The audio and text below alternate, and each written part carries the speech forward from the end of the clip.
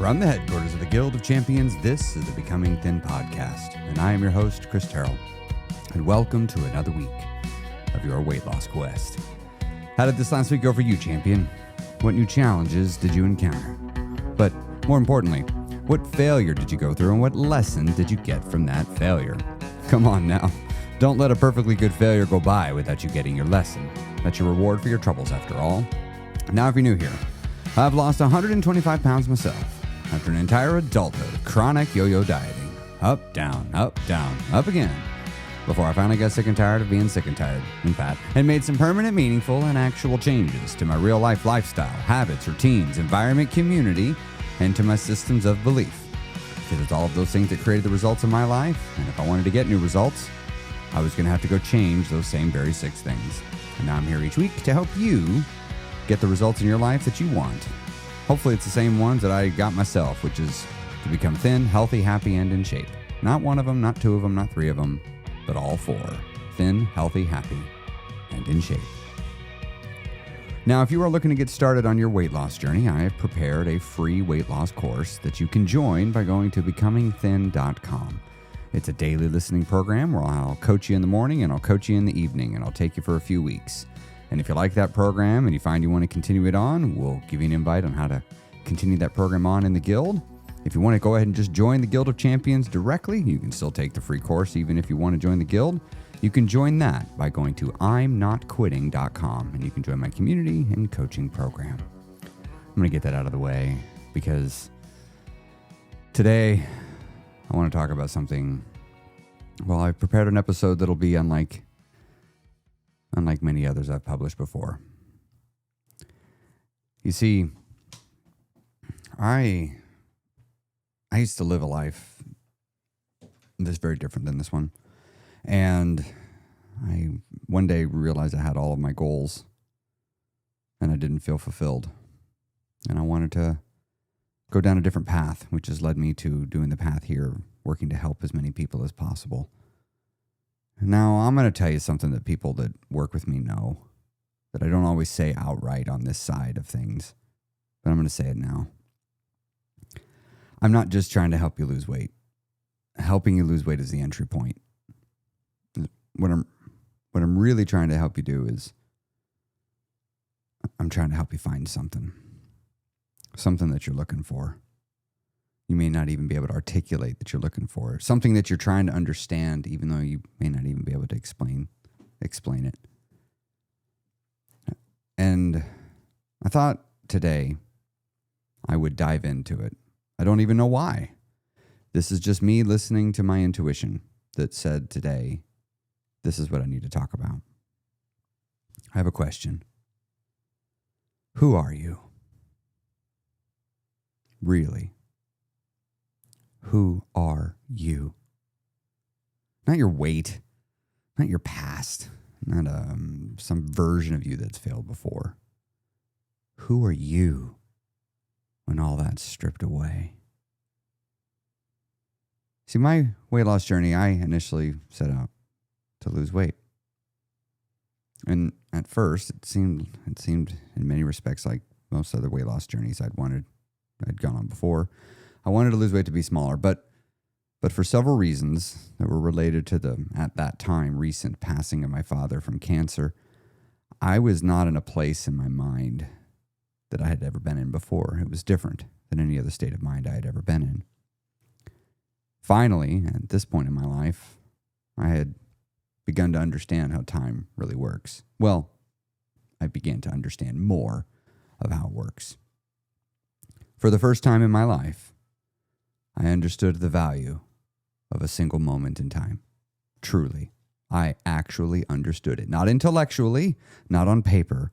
I emotionally had experienced it and had a realization, an awakening to that truth, so to speak. I had begun to understand the value of the present moment. I understood how immeasurable valuable it is to everyone, that no amount of money or power could buy back one single minute of time once that time was gone. That here and now is all there really is. For the first time in my life, I understood that the future is coming. There's no stopping the future from coming. It will always arrive. And my desires for what that future should or should not be are of no consequence, nor of any concern to time. It is going to pass, no matter what. And I began to finally realize I had let so much time of my life pass me by. And I began to ask myself, what did I have to show for all this time? I spent so much time playing video games. I did the math recently to guess how much time. I jotted it down right here. How much time I had spent playing video games, watching movies, browsing the internet, TV shows over a 5-year period. I computed these. Now, I did this conservative. The truth are these numbers probably should be higher. But over the course of 5 years, I spent 7,300 hours playing video games, at least. I spent 5,400 hours watching movies and TV, at least. Over 5 years, I spent 4,500 hours of mindless internet browsing. I totaled it up. That's 17,300 plus hours, at least, that I had spent, and I didn't really have much to show for it. When I looked around my life, I was unhappy. I was miserable. I didn't like a lot of things of it. But all of that really wasn't the problem. The problem was I didn't like my own mind.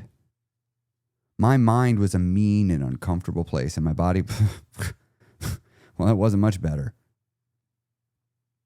You see, for me to do all those activities I just said, I spent all that time sitting. Over the course of 5 years, I spent 724 days of sitting, 24-hour periods.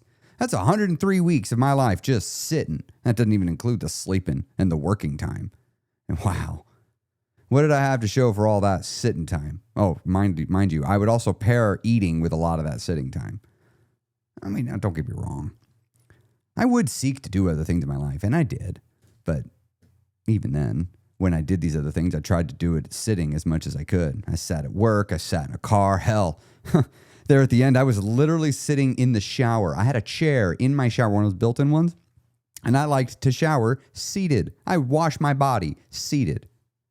I sat a lot. Of course I did. Movement was hard. This is how my life looked when I started my journey. I was a chronic sitter. I was living a chair-to-chair-to-chair lifestyle. And not only that, I was often just consuming the creations of others. So I wasn't even able to keep anything for all of that sitting. I mean, well, yeah, I was learning a lot, but I wasn't doing anything with that learning. I just kept learning and learning and learning and learning and learning and learning and learning and learning and learning and learning and learning and learning. I had equated learning with actually doing something. I mistook reading another book for actually doing something. I mean, and it's been said that knowledge is power. However, I later learned in life that is simply not the case. Knowledge is, in fact, merely potential power. It is action that releases the stored up power that the knowledge is. I later learned that even imperfect action is often better than perfect action. Imperfect action is often better than perfect inaction, provided one is willing to look at the experience, draw a lesson out of it, and update future actions based on the results. Also, provided one is willing to keep their mistakes as original as possible. If you're willing to keep your mistakes as original as possible, you're bound to get things right by mistake every now and then, and provided you're paying attention to your actions and the results you're getting, well, you would then be able to make future adjustments to present actions and get new results. You see, within our minds we have memory, the ability to recall what was done, and the ability to forecast into the future and plan future actions not yet taken. I was, well, like many people, I was really good at these life simulations.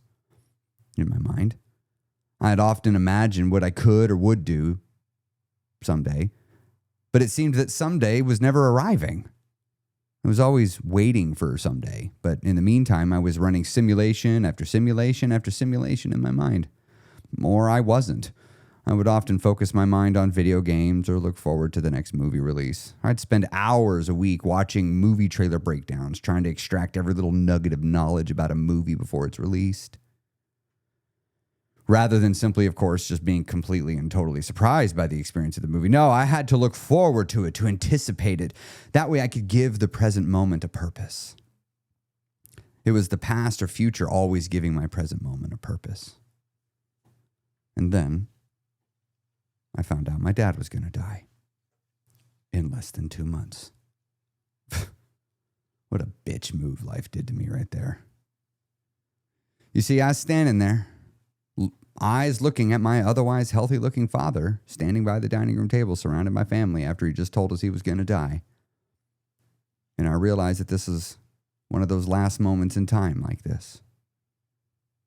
For the first time in my life, maybe ever, I consciously chose to become deeply present, to take in every little sensation I could. I wasn't very practiced at this at the time, but I did notice that time seemed to be perceived differently. I felt overcome with a sense of acceptance and comfort.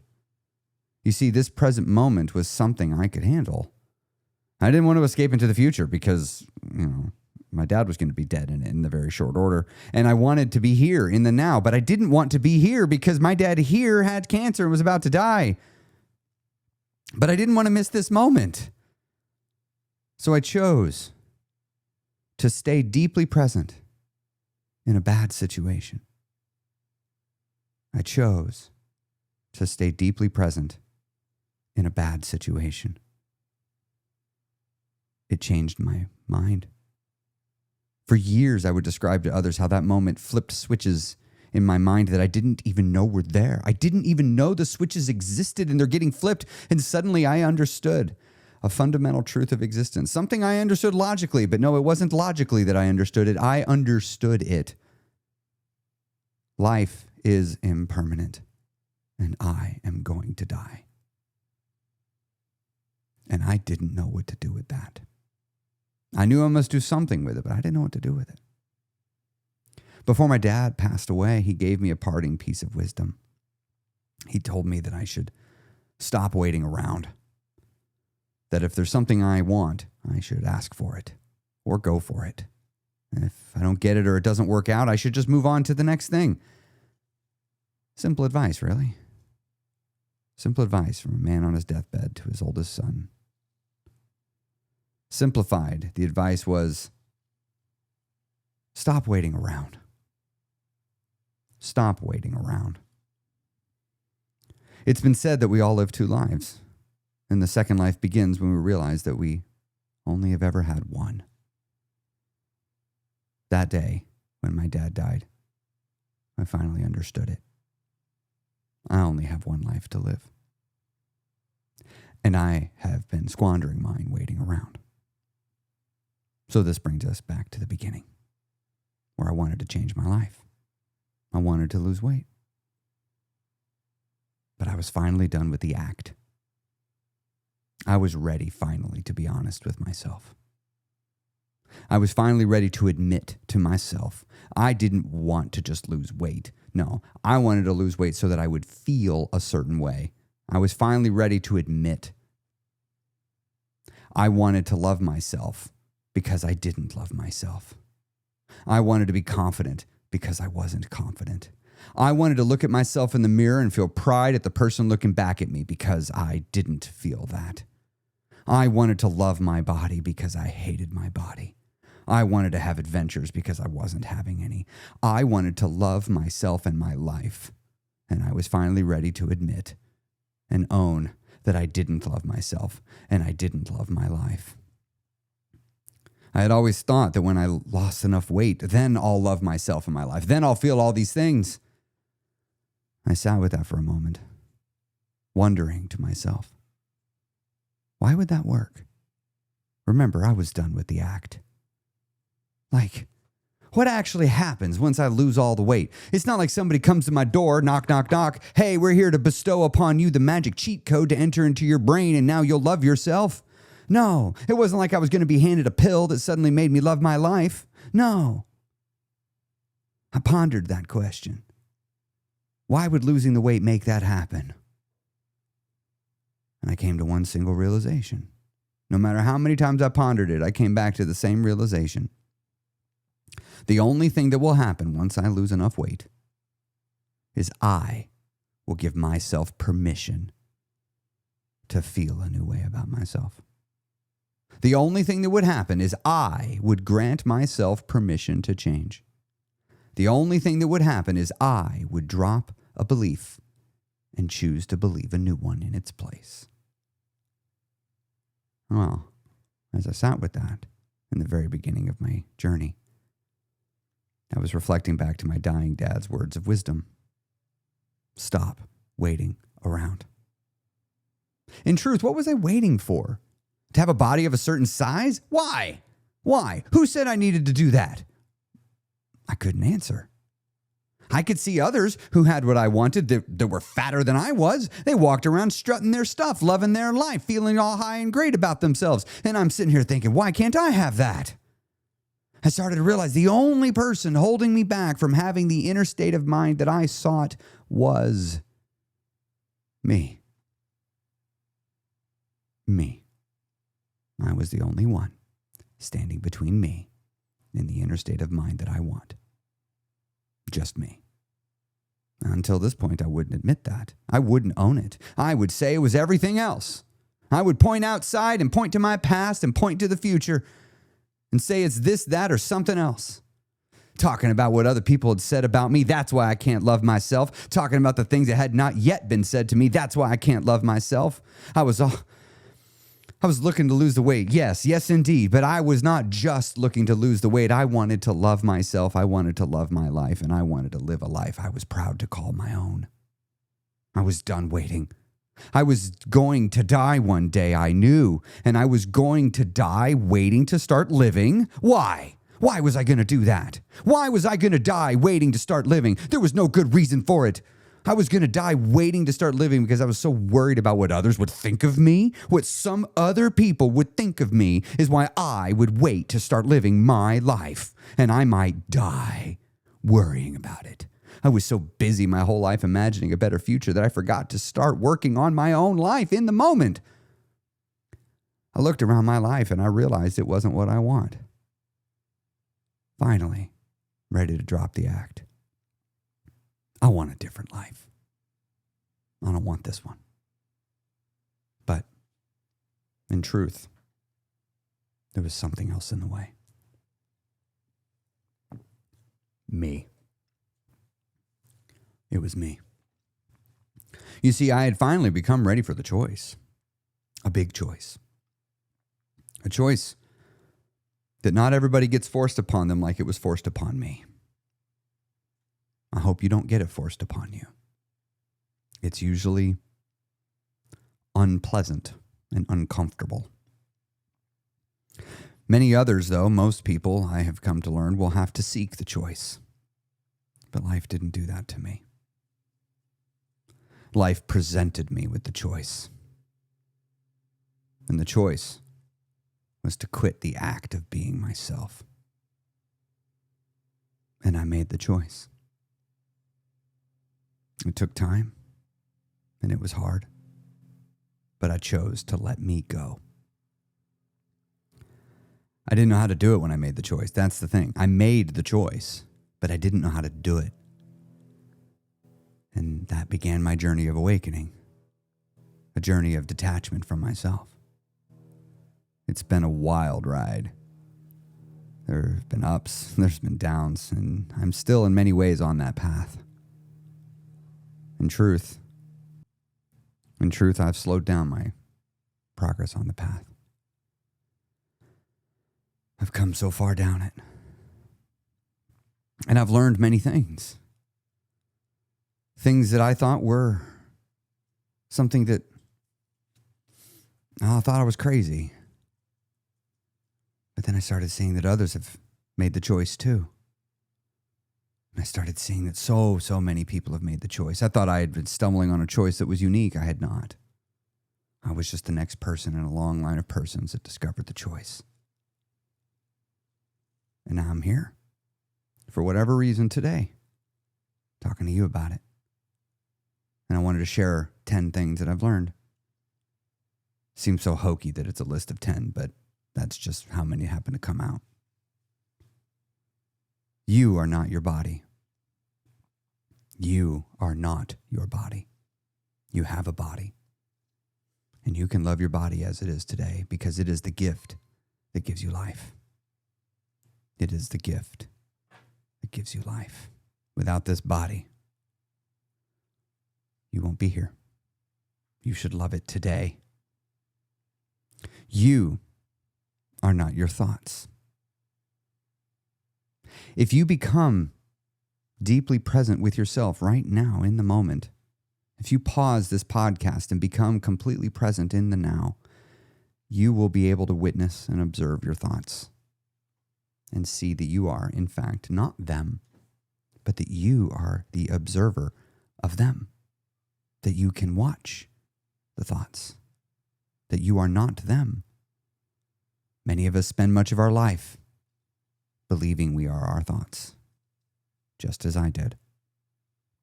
You are not your emotions. If you continue to remain present in the moment with your body, you will begin to observe that you are experiencing the emotions. They are a real experience in the body, and they do, in fact, impact the thoughts of the mind. And it can indeed be a very uncomfortable and unpleasant experience. But if you become present, you will begin to see that you are not them. You are experiencing them. You are not your job, your career, your profession, your role. You have a job, a career, a profession, or a role. You might even have a title.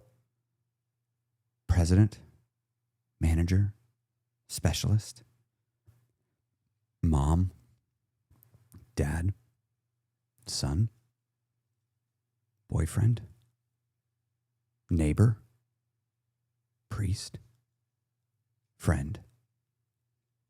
You might have all the duties that come with these roles and these titles. However, if you were to lose any of these, you would still be here.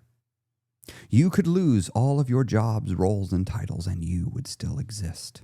You would still be here. You are not your name. You have a name.